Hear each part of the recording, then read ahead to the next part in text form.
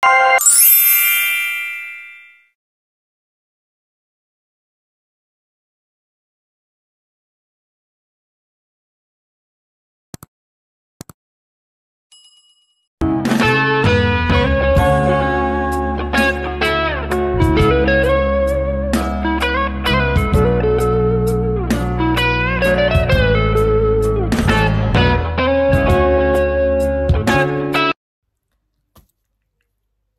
everyone, my name is Jonah, and as on the title, I'm just gonna share with you my rhinoplasty journey. I've done my rhinoplasty since 2021 August, during the pandemic time. So it's already been 2 years more than. I will talk in Tagalog na lang. I'm a Bisaya, that's why yung Tagalog ko medyo parang nahirapan ako. But anyway, just for everyone na maka-understand, so I will talk on Tagalog. So, my rhinoplasty journey, ginawa siya sa Manila. Ito yung clinic na for me, kasi nag-research ako, and I'm also part of the rhinoplasty page in the Philippines. So, ito yung pinaka-cheapest na Gore-Tex rhinoplasty. So, Gore-Tex na siya. Si Doc ang pinaka-mura sa lahat ng Gore-Tex rhinoplasty. And take notes, sedated din to. Sedated din siya, so wala ka talagang mapipil na pain. So, anyway, I decided to undergo rhinoplasty kasi I want something to change, and also it boosts your confidence, of course. Lalo na sa panahon ngayon, especially for the Filipinos, that face is very important. Kung kahit saan ka pa mapunta. Anyway,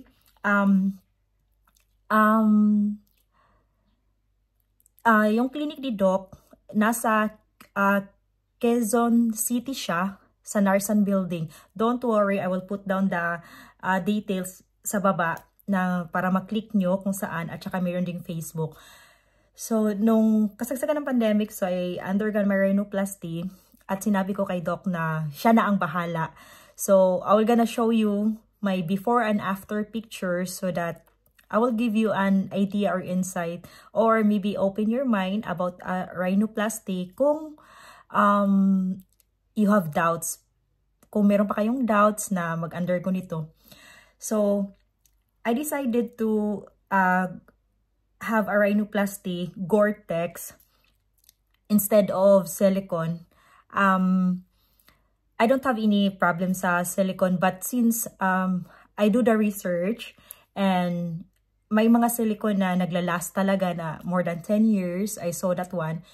But because of the technology, mas okay yung Gore-Tex dahil hindi siya nagagalaw, unlike the silicone. At the same time, yung Gore-Tex talaga kumakapit siya sa laman. So, yun, nag-decide ako. At ang ganda naman ng result, as in super 10 over 10. Hinayaan ko lang siya. Actually, the name of my doctor is Dr. Sueco.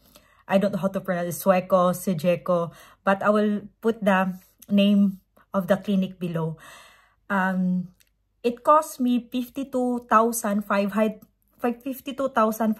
I'm not sure but it's either 52,000 or 52,500.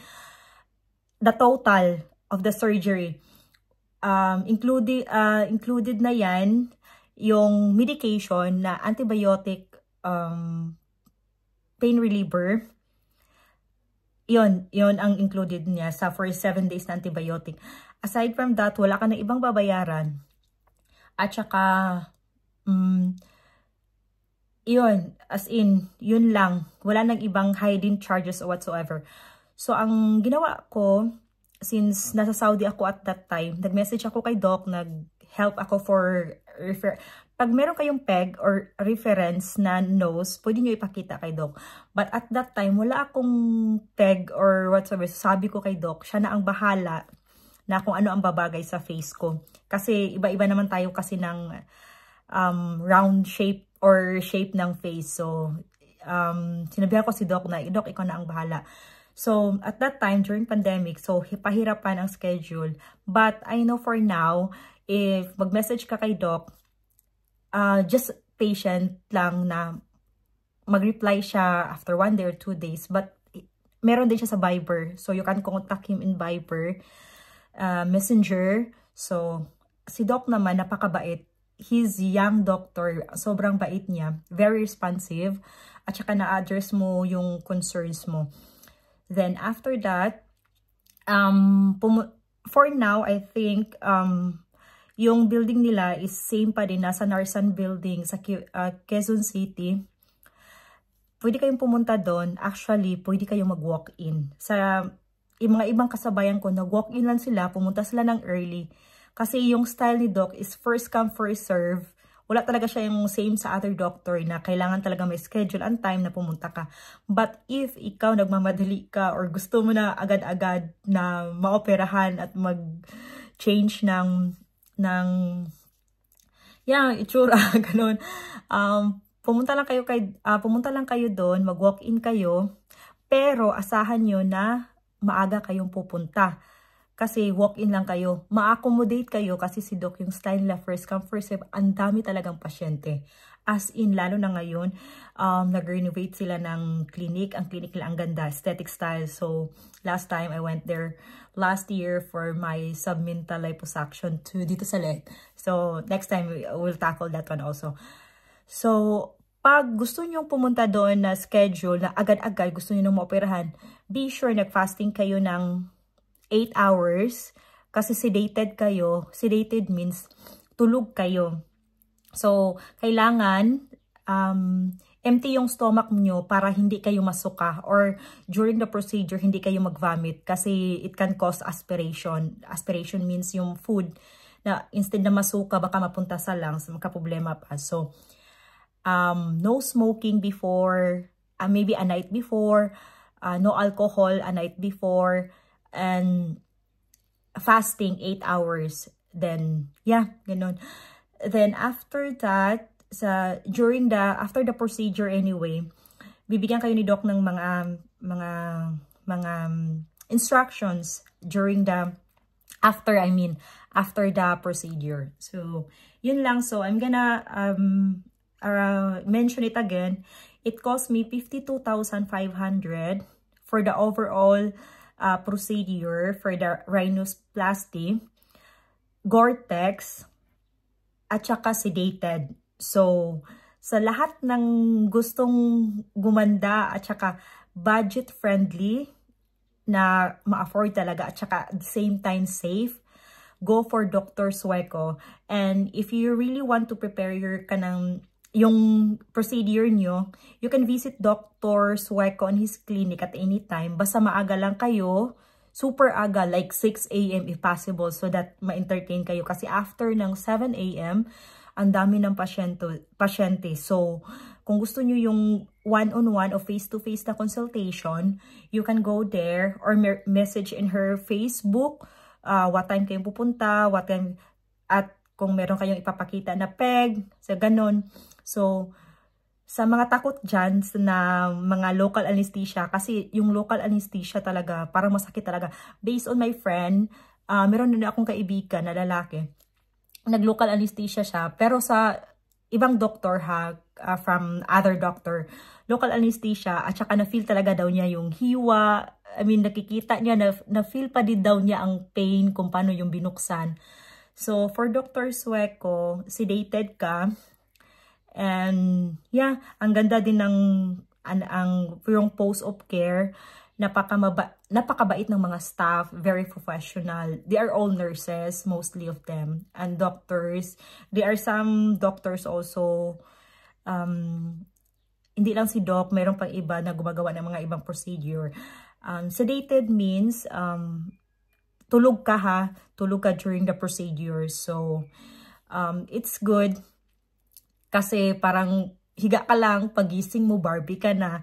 So, I'm gonna show you my nose it's already 2 years and because it's August 2021, so more than 2 years na. So, if I will rate Dr. Sueco for the procedure, it's 10/10, as in super. My advice is, if gusto nyo talaga na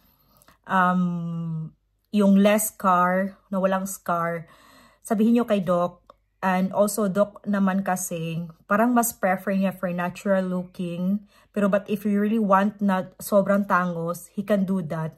Mine, I have already some scars, so I will just only show you, I will just only make a video about this because my first procedure is rhinoplasty, Gore-Tex without alar.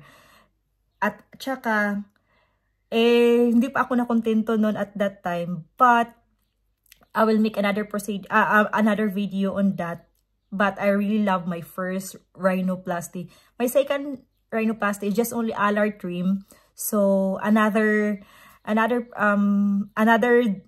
think after 1 year nag-message ako sa kanya na I want alar trimming, ganun. Pero I will just make a separate video for the do's and don'ts so that some other kanang mga Barbie natin dyan na gustong gumanda na para ma-warn, para din na para ma-aware what's the alar trimming, ano yung mga bad side at saka good side. But for me, yung first rhinoplasty ko without alar, ipakita ko yung picture dito. So just watch it na lang, okay? So bye for now. Hope you like it. And if you have some questions, just comment down below. And please don't forget to subscribe and like my YouTube channel. Thank you.